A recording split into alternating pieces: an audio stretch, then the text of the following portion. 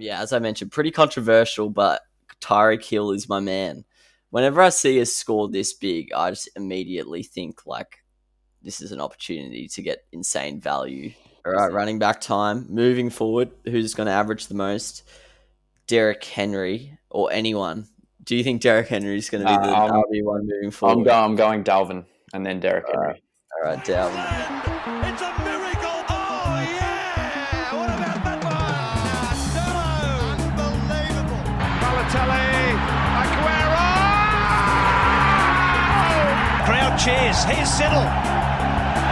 Oh, the ball is close! He's given him! He's given him! Peter Siddle's got a hat-trick on his birthday! And welcome back to the On the Ball podcast. This is episode 91 of the show. Privileged to have you listening to us in your ears and watching us with your eyes. Back with Christian Pilcher. How are you, mate? Very well, mate. Good to be back on. A beautiful Thursday in lovely Melbourne, Australia. So today we'll be discussing the Week 13 fantasy landscape that is ahead. It is are all fantasy playoffs 4 weeks long? No, I don't think so. I think it depends on the league. Okay, so for our league anyway, it's the last week before playoffs. It looked home and hose, but then one of the locks for playoffs actually lost a surprise game this morning thanks to a Marquise Brown last-minute touchdown. So now it's wide open. I think 3 teams are back in the mix now, but so it's exciting for our league. I hope your leagues are just as exciting. Let us know in the comments section how your leagues are going and how your own team is going. Pilch, do you want to tell us about your fantasy weekend, mate? You had a quite successful week. Yep, had a pretty good weekend. All my players did pretty well. I think second top scorer in the league. And yeah, should be a lock for playoffs now. I think I'll be either third or fourth. Yeah, no, you have confirmed it. I can't lie. I've done some advanced statistics on our league, and it's a questionable appearance, but fair to say at this point your team is like probably in the top 4, so I guess you deserve to be there in that aspect. But yeah, I sadly basically am eliminated now. It's looking very unlikely for me to make it. It would have to take a miracle this weekend, but that's all right. I've got my head held high. My advanced stats show that I've actually done pretty well this year, so I'll take it. And I guess I'll just try and go for the beta play of getting the highest score in the last round, so I can just lip off the teams in the finals. But yeah, no, it's all right. The cards haven't fallen my way, but it's been a fun year. So, and I do have to mention the team that knocked me out is currently sitting in 8th place on the overall ladder. They put up 180 against me. And I think that's the 3rd highest score of the year. So we love to see it. We love to be on the end of a illegal Will Fuller 35, a ridiculous Antonio Gibson 35.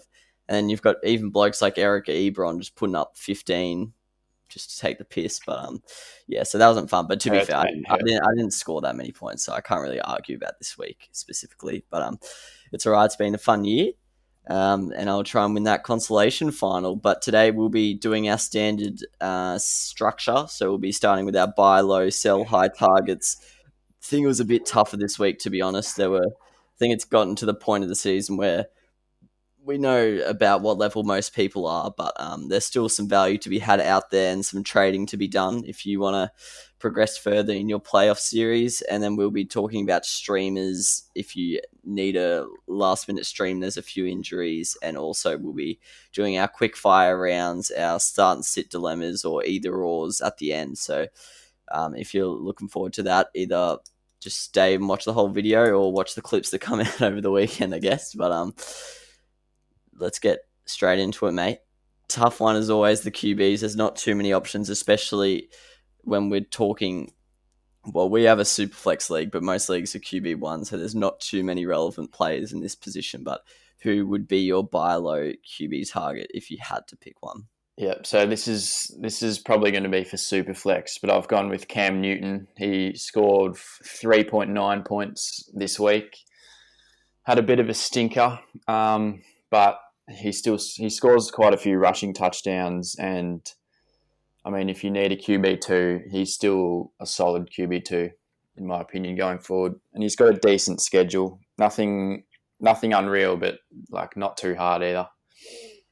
Yeah, he only threw the ball 18 times on the weekend, but the game script suited them, which probably won't be the case in most weeks moving forward. This week, not sure. They're up against the Chargers. That could go either way, but yeah, I think he would be a pretty solid QB2. Not quite in that QB1 range, I don't reckon. Yeah. Not sure what you think, but yeah, probably a solid QB2, especially given the form of some of the QB2 candidates of late, blokes like Wentz and stuff, not doing great. So yeah, he would be a solid QB2. Mine's actually your man. I don't know how you rate him, but I've gone Lamar Jackson. Actually didn't play this week, so he's as low as you can go, basically, in terms of a buy low. But I'm not really that strong on this one, but I just don't think there's too many buy low options, especially if we're talking about QB1s. There's a few in Superflex and QB2 leagues, but the commentators were talking in this morning's game, that's the Steelers-Ravens that was on Wednesday Night Football,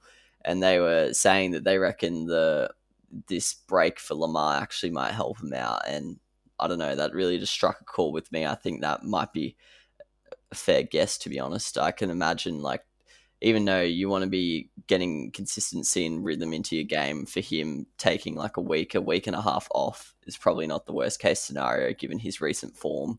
So I think it might be good for him. He's had a really tough run of fixtures of late, played a lot of good teams. They've played the Steelers, the Colts, the Titans, just to name a few. And this week they've got the Browns, who aren't an easy opponent, but they have a really bad run defense, so that he might be able to find a few holes there for himself. And then they have the Jags the week after, who are bottom 10 in both run and pass defenses, so you'd think he'd score pretty well there. So yeah, if you have a certified QB1, it'd be a huge risk, but you could even look to downgrade them there and look to upgrade elsewhere, or he could be just a straight up pickup, you could just trade for him. But yeah, a lot of risk involved, but I think there's a lot of upside to Lamar, and there's not too much value going around at week 13 of the season, but I think Lamar is probably, his average is lower than his value is, if you know what I mean. So yeah, I don't know where you sit on that as an owner of Lamar, but yeah, no, I'm pretty optimistic. I reckon he'll come home strong, and as you just said, he's got Dallas, Cleveland, and Jacksonville coming up, which is a very good fixture. So yeah. And then your sell high, who you got? Sell high, I've got your man Deshaun Watson. I think he's valued very highly at the moment, and he just lost Will Fuller, which is going to be quite a big blow. He's going to have to rely on Cooks now. And they've got, I believe, the hardest quarterback schedule. I think Indianapolis twice and Chicago, I believe, coming up. So I would be hopping off if you can get something good for him. Yeah. As an owner, I don't know. Like, I've been looking at the recent performances of the Colts and Bears past D's, and it's actually not been too good, but they have played a lot of good opposition. So yeah, I might be looking to offload him, but at this point of the season, it's going to be tough to get someone that, because he's obviously valued very highly. Like, I'm not sure what I could get for him, because I don't think I'd be able to get like Herbert or something, because the owners in our league are pretty stubborn with that kind of stuff. But yeah, I do think he's a sell high given how well he's played the last 2 weeks. My sell high, once again, not really the strongest believer in this one, but I've gone with Tom Brady. He's been pretty inconsistent all year, up and down kind of stuff, but he had a solid fantasy performance on the weekend. He put up 21.7 against a pretty handy Chiefs defense, but the game scripts really helped him out with this one. They were forced to come back from behind after going 17 points to 0 down after the first quarter, so he kind of had to just go for it, and it worked in his favor in terms of fantasy. They've got a bye this week, which is an instant red flag. Like, you don't really want people on buys coming to this point of the season, especially if he's like your QB1 or your QB2 in a super flex league. And then his last 4, we've been viewing them as really easy matchups the whole season, but if you actually look at the defense's stats that they're playing in the last month, they're actually not that good. Like, as in, they've got the Vikings, who are a top half pass defense since the start of November. Then they've got the Falcons twice, who have actually turned their defense around, and they are now a top 10 pass defense. So that's 3 of their last 4. They do have an easy one in there. I think they have the Lions or something. So on paper, they look like easy matchups, but if you actually look at the data, it doesn't suggest that it's going to be too easy for Tom Brady and the Bucks. And also Bruce Arians hinted in a press conference after the game on the weekend that Ronald Jones will be getting at least 25 touches a game moving forward because he reckons he's that good. So that's that huge. could suggest that they will be running more than throwing moving forward, especially if the game script suits in those kind of matches. So I think that's also something to take note of. And that's why I'd probably be hopping off the Tom Brady boat. But I don't know what his stocks are like at the moment in fantasy. Is he being regarded as a QB1? Yeah, I reckon he is, yeah. Yeah, so potentially offload there. Yeah. I think Tom Brady for Lamar is pretty unrealistic, but you could probably get something decent for him. Running backs, mate. This was another tough position this week. A lot of bad scores from the premium running backs. I was on the end of an absolute clinic from JD McKissick. Decided to put up, I've started him once, I think, and he put up his lowest score of the season. So I was really grateful for that one. But who is your buy low running back? Yeah, I've gone with Kareem Hunt here. He's in a bit of a down patch. Chubb is taking a lot of his work, but I'm still a believer. He was balling out at the start of the year with Chubb in the team.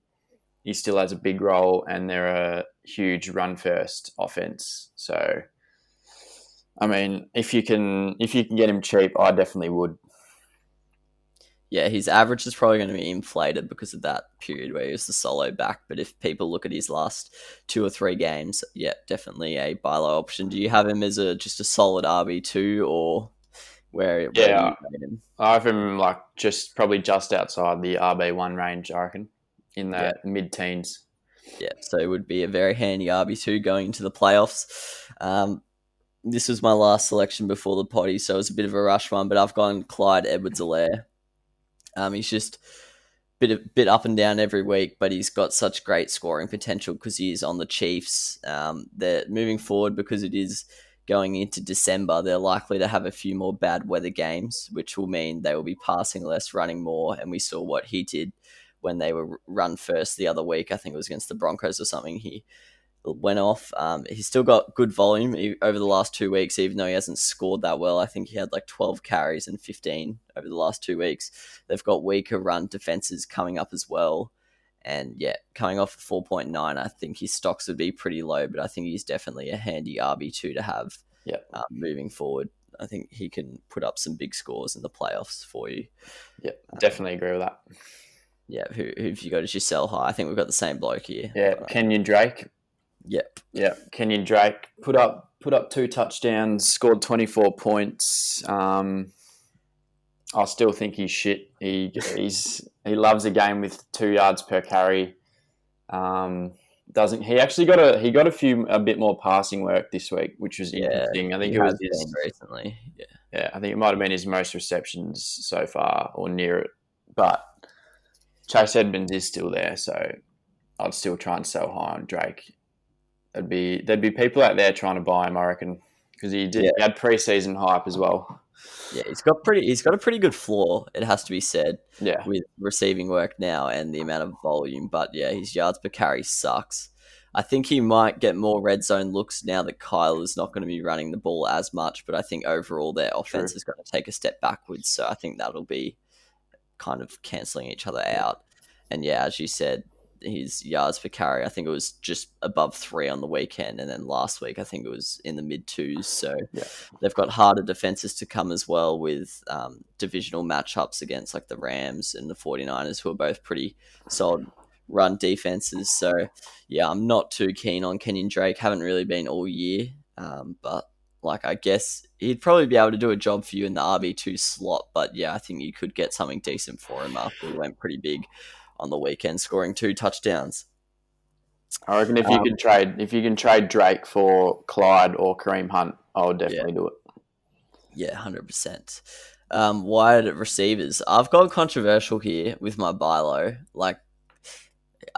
It's hard to trade someone who just scored almost 60, but here's my sell high. Wait, I think I've picked. Oh yeah, no, I've done them the other way around. We'll start with the sell high for the wide receivers then. Yeah, as I mentioned, pretty controversial, but Tyreek Hill is my man. Whenever I see a score this big, I just immediately think like this is an opportunity to get insane value because the amount of hype going around Tyreek Hill over the last 2 days has been insane. Yeah. But that also means defense is probably gonna triple team him going forward in the next month. They have the Broncos, Dolphins, Saints, Falcons, so not an easy matchup there in terms of defenses.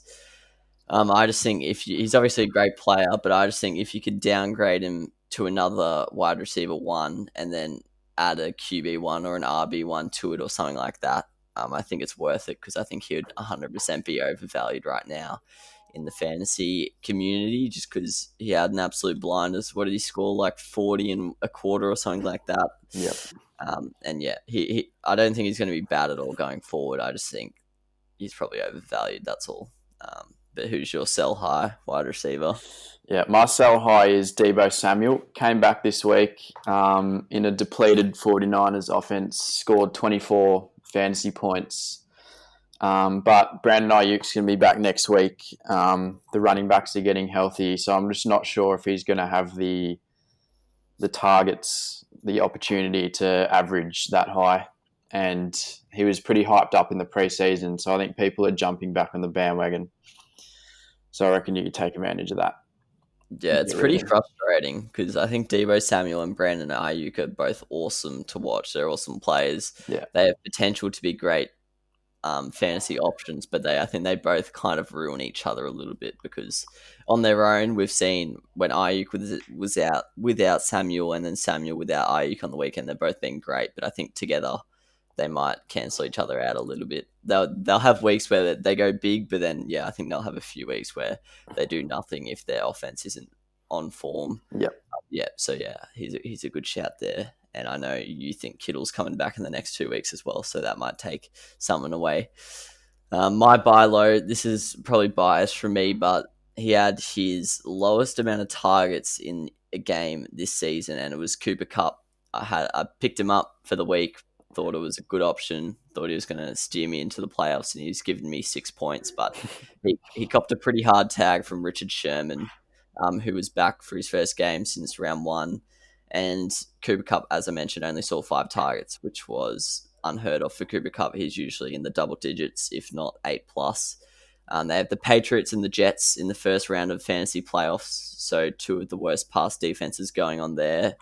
And I just think as a flex, he's a pretty game-changing option if you can get him in that position. And yes, over those 2 weeks, he might put up a 5 or a 10, but then the other week he might put up a 30. So I think if you've got a steady team everywhere else, I think to have a risky flex option is not a bad tactical play. And I think Cooper Kupp's ideal. And with those matchups, I think he's not a bad flex for the first round of playoffs if you are in the same structure as us in terms of playoffs. But yeah, probably a little bit biased from me there.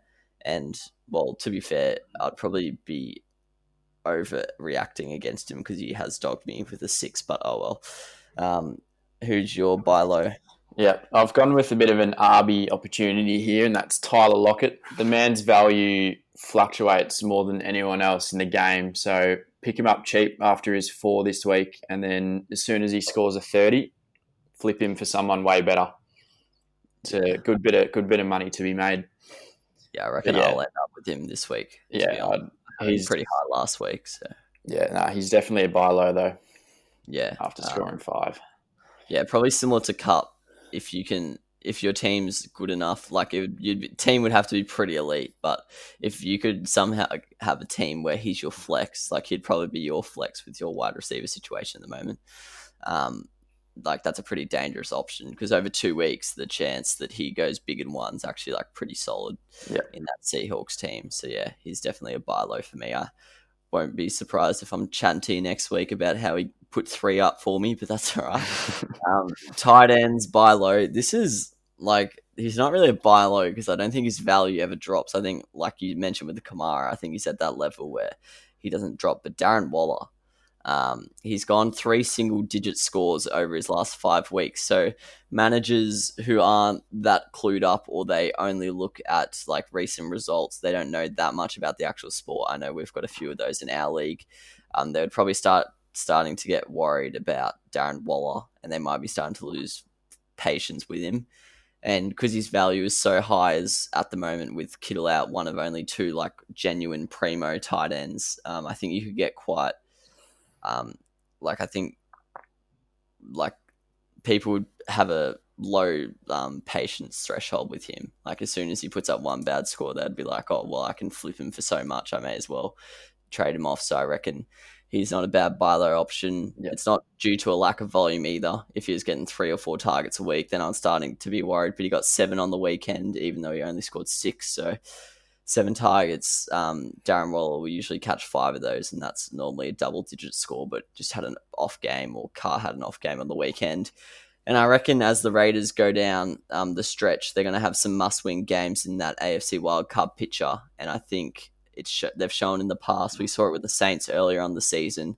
He went off against the Chiefs and the Buccaneers. Whenever they play a good defense, they often lean on Waller more than they do normally. So they have the Jets this week, so he might not necessarily go big, because when they play an easy team, they like to share the love. But I think down the stretch, they have teams like the Colts and stuff, and I reckon he's one of those guys where it's almost the tougher defense, the better, because they like to just pepper him when they're down. So I think Waller's not a bad buy low option at the moment, depending on his owner in your league, obviously. But yeah, good shout there. Waller's a beast. So if you can buy him low, definitely do it.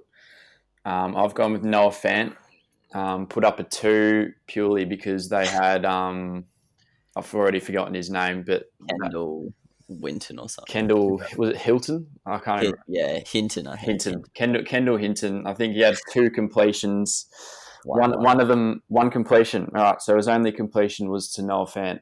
I think it went for about 13 yards, but solid. That's actually not bad. Yeah. I still think he's a top 8 tight end, and he's been in pretty rough form recently. So if whoever has him is getting impatient, pick him up if you need a tight end. Yeah. Back that one in there. Absolute beast of a player is Noah Fant. My sell high is a bit unconventional here, but it's Zach Ertz. His ownership's pretty low, so it gives me the vibe that people have kind of just forgotten about him. But I know in our league, the owner has held on to him the whole time. And yeah, it sounds bizarre because he hasn't played for 2 months, but in his absence, Richard Rodgers has really risen as one of Wentz's favorite targets. With all the receivers back on the weekend, I think Rodgers still saw like 5 targets or something. So Wentz has really built a connection with him over the last 6 weeks.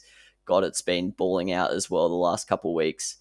And Zach Ertz really struggled at the start of the year, and that was before Rieger, Fulgham, Jeffrey, and Goddett were all playing. So I just don't really see a world where Ertz comes back and absolutely kills it, or sees too much volume. So also think his injury is a bit of an issue, because every week it looks like he's going to come off IR and then he doesn't. So yeah, I think if you've had him on your bench this whole time, if you could sell him for anything, basically, just because of his high reputation, he's still kind of known in real life terms anyway as one of the best tight ends going around. Yep. I think if you could flip him for anything that improves your team slightly, I think it's worth it, because at this point I don't really see him coming back and being a tight end 1 or being fantasy relevant at all. So that could come back to bite me, but I just don't think it's a risk. Like, I think it's kind of pointless holding on to him at this point. So yeah, I'd be getting rid of him.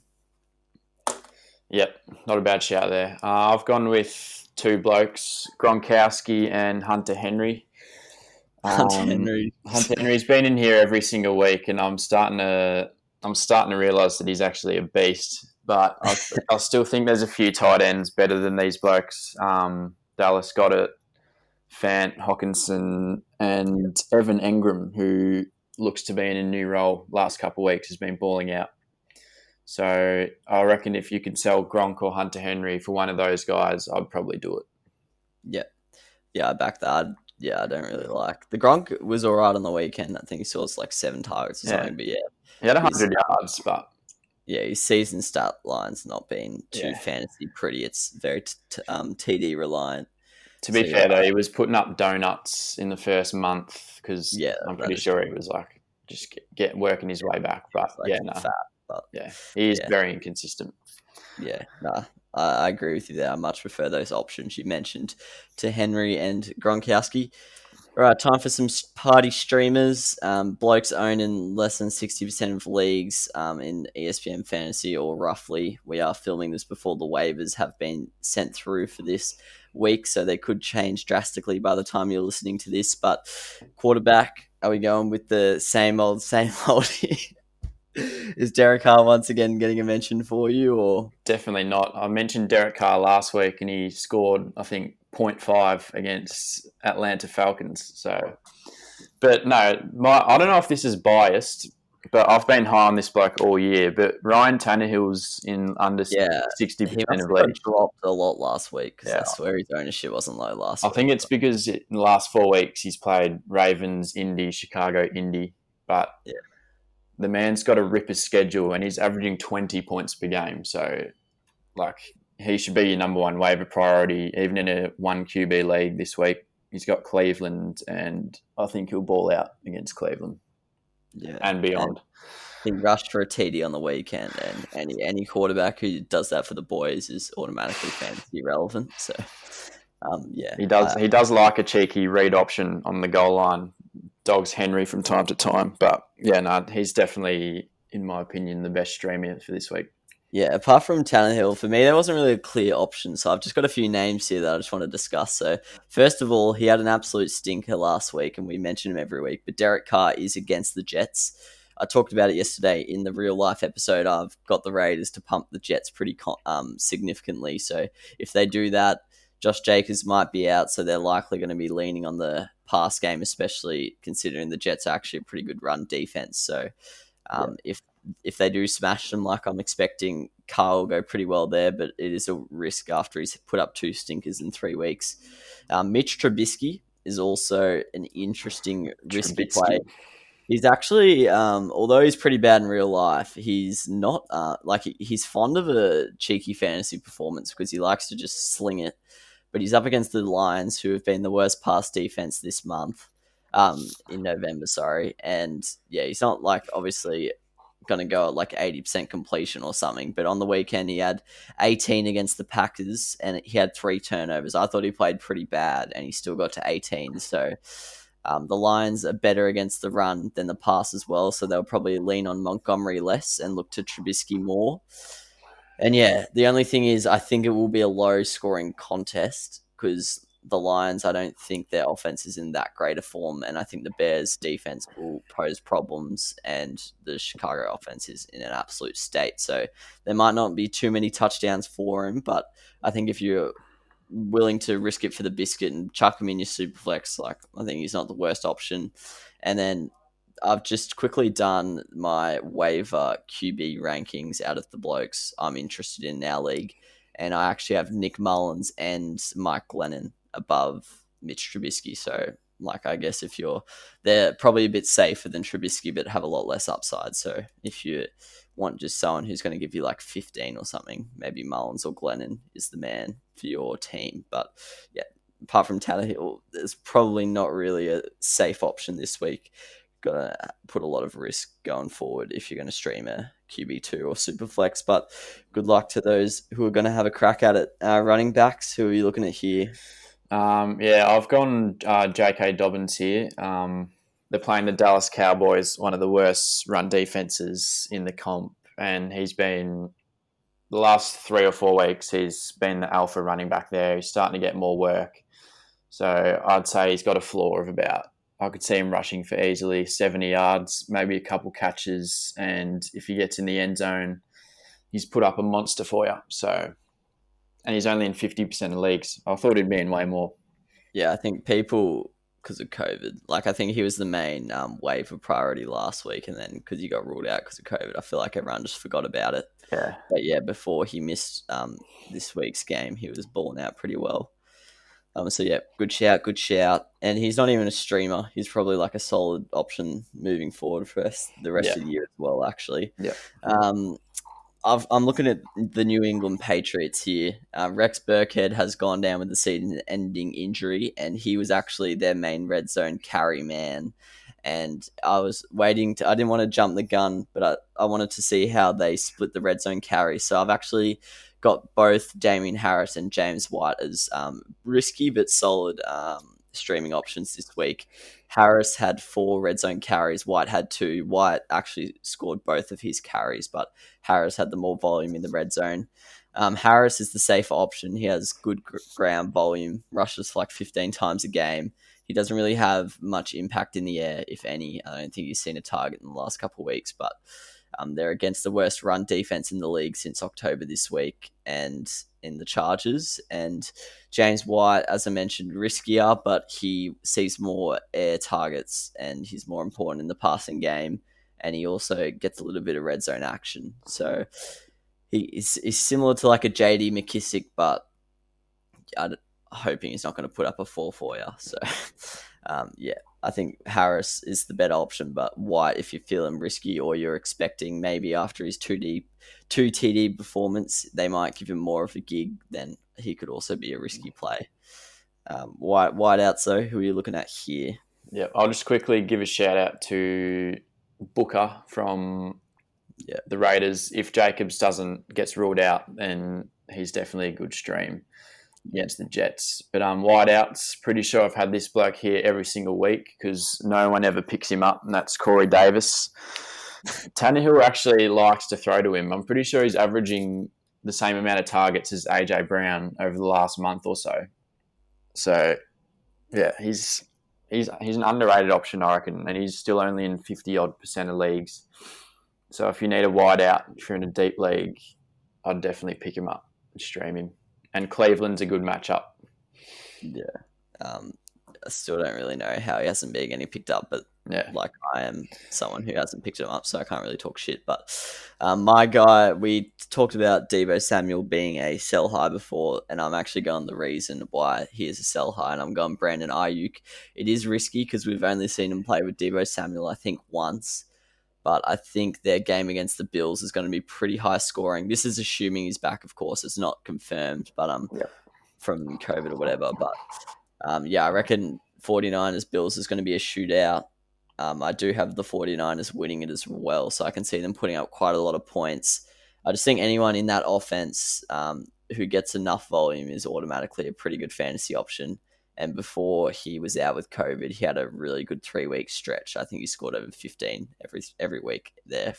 So he's kind of been forgotten about, similar to J.K. Dobbins, but I think he's a pretty good option. I think he's just under 60% ownership. So he could be a solid option moving forward. And if you're looking to be a little bit friskier, both Nelson Aguilar and Alan Lazard, they have actually seen quite a few targets lately. Lazard's coming back from injury. I think he's a very talented player in real life, and I think Rodgers is going to trust him a little bit more now that he's back from injury. I think the last 2 weeks they've just been easing him back in, but I reckon this week he might see a lot more volume. And Aguilar, he's kind of gone from just being like a 4-target Hail Mary kind of dude to he's actually like seeing 6 to 7 a game now. So he's a riskier option because he has put up small scores before this season, but against the Jets, expecting them to score a lot of points, and Aguilar should be on the end of 1 or 2 if he keeps his recent trends up. So if you're feeling a little bit friskier, those 2 could be solid shouts. Tight ends, mate, our favourite. Yeah, look, I don't know about this one because whenever this bloke has a big week, he seems to have a stinker the next week. But Robert Tonyan, it was Boris options on the waiver wire for tight ends, but Tonyan's in like 40% of leagues, and he's actually been pretty good. He's averaging like 12. I know that's inflated by a big 35, but he has been serviceable and he's copping a few targets. So if you're desperate for a tight end, Robert Tonyan, good option. Yeah, he's been decent. Mine is very risky, but Kyle Rudolph. He got really hot at this point last year, and I think he might have caught it. I actually don't know what he did on the weekend. I think he did pretty well though. Yeah, he did. Herb Smith's out. Yeah, Herb Smith's been out for a few weeks, and he has seen his volume go up. He's likely to miss this week as well. So they're up against the Jags. You'd expect the Vikings to put up quite a few points in that one. And like a lot of TDs, he's a ever-present red zone threat. Cousins pretty much threw a touchdown to him every game for the second half of last year. So, I think he's a risky option, but has a high ceiling. And then my safer option would be Jimmy Graham. I was actually going to pick him up last week, but our Jimmy Graham owner dropped him on the day of the game, so he was on the waivers, which was what we like to see.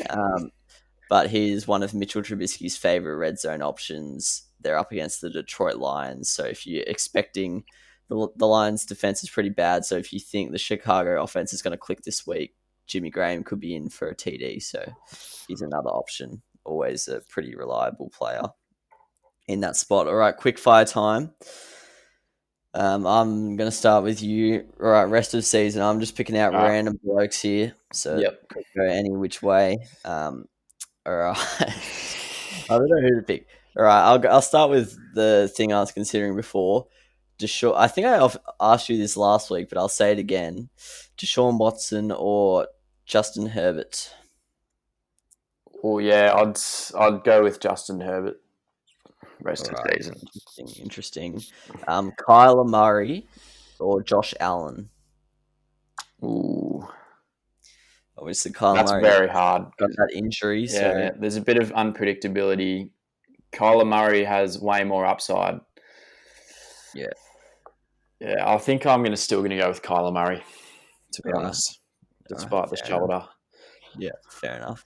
And then I'll get you to choose between your two quarterbacks, Ryan Tannehill and Lamar Jackson. Lamar. Right. Very close, though. I think they're both QB1s, back-end QB1s. All right, running back time. Moving forward, who's going to average the most? Derrick Henry or anyone? Do you think Derrick Henry is going to be the RB1 moving forward? I'm going Dalvin and then Derrick Henry. All right, Dalvin and then him. All right, Eckler or Aaron Jones? We traded Eckler last week, and you are an owner of Aaron Jones, so it's close to your heart, this one. Yeah, no, I'm going Aaron Jones. It's probably biased, but both of them top 6 running backs. All right. Chris Carson or Antonio Gibson? Gibson. Yeah, Gibson killed on the weekend. He looked a beast.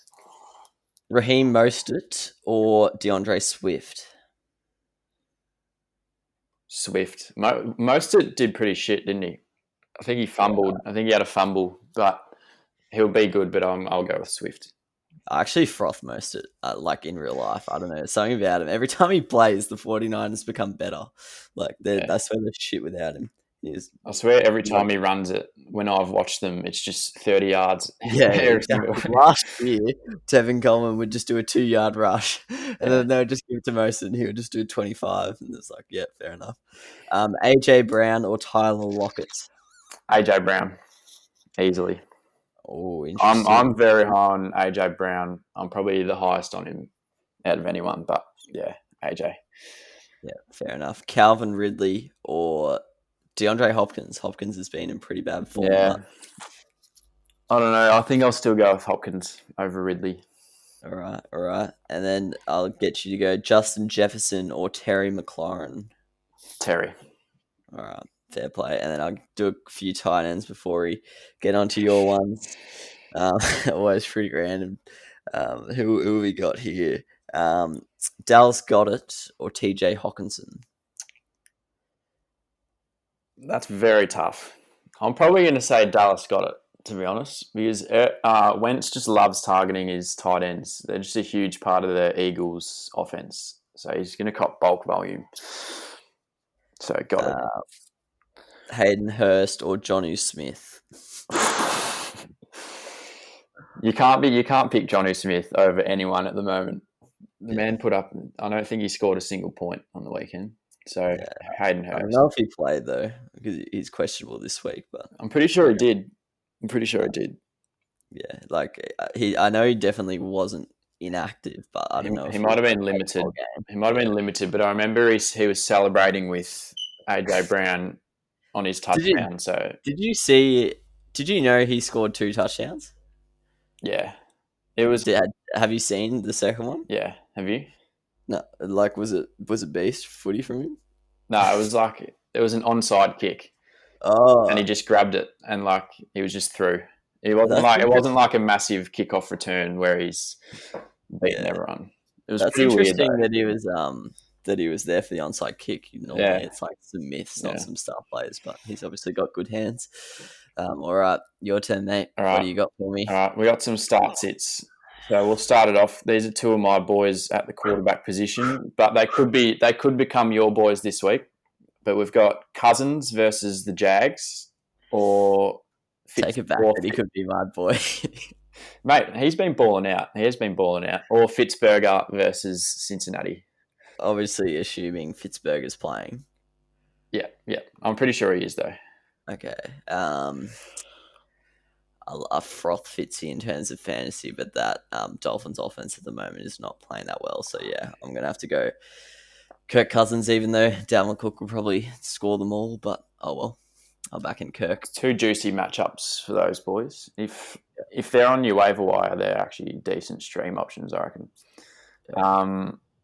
Mostert v Buffalo or Alvin Kamara v Atlanta. Never thought this would be tough, but it's gotten to that point. I'm gonna go Mostert because I think with Taysom Hill running so many touchdowns in, I think I don't know, that's risky as. But Bills have been the second worst run defense in November, and the Falcons haven't been too bad. So the Falcons are very outrageous. But I'm gonna say Mostert has 2 touchdowns against the Bills. I actually don't mind it because Kamara's had 1 target since Taysom Hill took over, and that's in I'm pretty sure 2 games. 2 whole games. He's had 1 target. So I don't know what's going on there. But yeah, I actually don't mind the most at call. Wayne Gallman versus Seattle or Duke Johnson v Indy? We're assuming their men I think are back. David Johnson's still got another week, doesn't he, on IR? I don't know. It's they're both close to coming back. I don't know. Yeah, assuming they're both the starters, David Johnson's still out. All right, so wait, who are they? Who are their opponents again? Duke's. Gorman's got Seattle. Duke's got Indy. I'm going. Duke's been so bad, and then he had a good game on the weekend. Yeah, it's against Detroit though. To be fair. No, I'm actually gonna. Oh no, the Colts stats are dogged though because they played Derrick Henry twice. That's rough. Who would you go? That's actually hard. It is pretty rough. Seattle's run D is actually really good as well. Yeah, it's really good. That's what's making it hard. If it was just an average run D. Does Gorman get many receptions or not really? I feel like Duke's more involved in the passing game, so I might lean on Duke Johnson. Yeah, I'd probably go Duke but Gorman touchdowns seem inevitable at the moment. True. All right, on to the wideouts. Brandon Cooks. These are your men, actually. Brandon Cooks v Indy. New role, perhaps. Or Robert Woods versus the Cardinals. I'm actually going to go Cooks. The Cardinals' pass defense has actually been really, really good in the last 6 weeks. And their cornerbacks have produced a lot of low fantasy scores. So even though he's been doing really well, I'm going to say Woods goes low this week. All right, that moves me on to Cup versus the Cardinals or Tyler Boyd v Miami Dolphins. But what did Tyler Boyd do on the weekend? He got 6 or something. Yeah, didn't do well. Yeah, because I was going to trade for him. And they do have good cornerbacks. They've got Xavier Howard and Byron. I'm going to have to say Tyler Boyd just because the exact same reasons I said for the Woods. It would sound dodgy if I say one reason for Woods and don't apply it to Cup. So, yeah. I don't really strongly believe those 2 answers, but... yeah, those ones are tough. I think I have Robert Woods. How'd that happen? Yeah. For those listening, I just randomly picked him up in the latest hours of the Sunday night Australian time. But yeah, mate, he's actually good. You should be stoked with it. Yeah, I know, but I don't really care about him as a bloke. He's one of those blokes that he's a beast on fantasy, but he's just so boring. He's like Montgomery. He doesn't excite you because he's just good shout. But he is very good. Robert Tonyan versus Philly or Austin Hooper versus Tennessee. Disgusting stuff. But who you going with? Oh, that's actually hard. What did Hooper do last week? Nah, He got a touchdown, I think. He had like 2 catches and a touchdown. I'm just gonna have to go Tonyan because Yeah, he's actually been seeing decent volume recently. So I think I agree there. yeah, even though the Eagles are a better defense than the Titans, I just trust the Packers' offense a bit more. All right. Browns. That's done for me streaming start sits, but got another little segment here called Who Scores More Points. That's what I've named it. So we'll start off. Austin Eckler versus the Patriots or James Robinson versus the Vikings. Couple of beasts. James was the stat. I always forget to take into account the receiving game, but no, I'll back in Robbo. Why not? Even though it's probably Eckler, isn't it? But no, I'll go James Robinson. It's tight though. It's tight. They'll probably both go large. Yeah, surely Eckler can't have 11 receptions every week. Like that's he had 16 targets. Yeah, like that's outrageous. Yeah, he won't have that every week, but they'll be pretty high, I reckon. He doesn't rush much, so many yards. So yeah, I'll go Robbo. All right. Devontae Adams versus Philly or Tyreek Hill versus Denver? Devontae Adams for the reasons I mentioned before, that I think Tyreek is going to cop some serious attention over the next month. But fair call. With his pace, I don't even know if attention can affect him. But yeah, I'll back in Adams to have a bounce back game after a quiet one against Chicago. Fair call. I agree with that, Adams. Lamar Jackson versus Dallas or Aaron Rodgers against Philly? That's rough because the Cowboys' defense actually hasn't been too bad in the last month, but they did get absolutely destroyed by Washington. But it was more on the ground. No, I'll go Lamar.